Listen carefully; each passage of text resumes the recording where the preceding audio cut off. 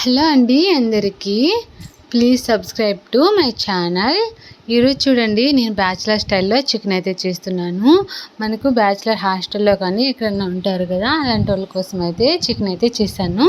చాలా అంటే చాలా సింపుల్గా, అలాగే చాలా టేస్ట్గా, చాలా పర్ఫెక్ట్గా కూడా ఉంటుంది. ఒకసారి మీరు కూడా ట్రై చేయండి.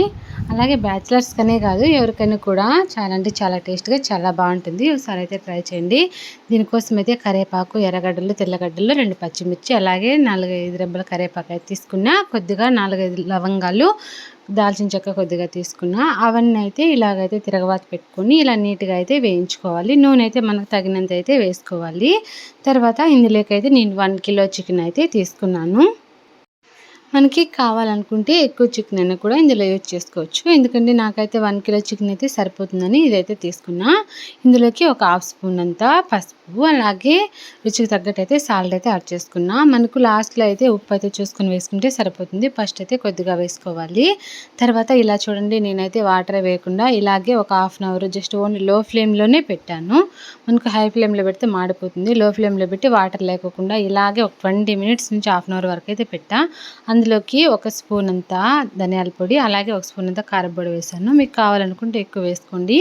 ఇందులో కొద్దిగా ఒక హాఫ్ టేబుల్ స్పూన్ అంతా గరం మసాలా, అలాగే ఆచి చికెన్ మసాలా ఉంటుంది కదా మనకి, అలాగే అల్లం పేస్ట్ ఒక ప్యాకెట్ అంతా యాడ్ చేసుకోవాలి. ఒక ప్యాకెట్ యాడ్ చేసుకోవడం వల్ల మనకి టేస్ట్ సరిపోతుంది. తర్వాత ఆచి చికెన్ మసాలా ఉంటుంది కదా, 5 రూపీస్ ప్యాకెట్, అదైతే టోటల్ అయితే వేసేసుకోవాలి. ఎందుకంటే చాలా అంటే చాలా టేస్ట్ బాగుంటుంది అది వేయడం వల్ల.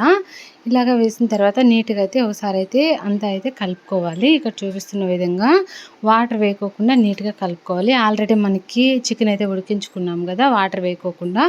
వాటర్ వేయడం వల్ల మనకంత టేస్ట్ అనేది ఉండదు. మనకు కావాలనుకుంటే లాస్ట్లో కొద్దిగా అంటే ఒక చిన్న కాఫీ కప్ ఉంటుంది కదా, ఆ కాఫీ కప్పుతో ఒక కాఫీ కప్ వాటర్ యాడ్ చేస్తే సరిపోతుంది.